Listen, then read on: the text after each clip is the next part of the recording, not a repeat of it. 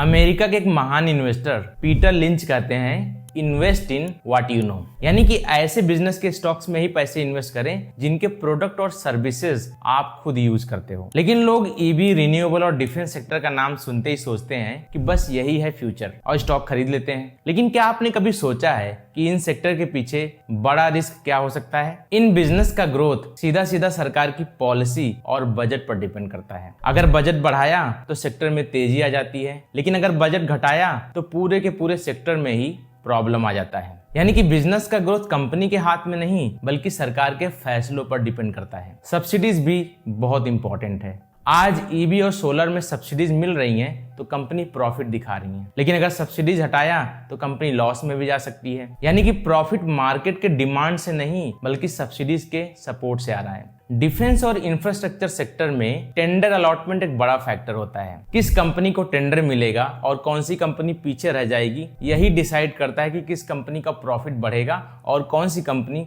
Loss में जा सकती है। याद रखें, सरकार की पॉलिसी बदल सकती है, सब्सिडीज हट सकती है और टेंडर किसी को भी मिल सकता है। इसलिए ऐसे बिजनेस के स्टॉक्स में ही पैसे इन्वेस्ट करें जिन बिजनेस को आप अच्छे से समझते हो, जिनके प्रोडक्ट और सर्विसेज आप खुद यूज करते हो और उनके ग्रोथ का एस्टिमेट आप खुद लगा सकते हो।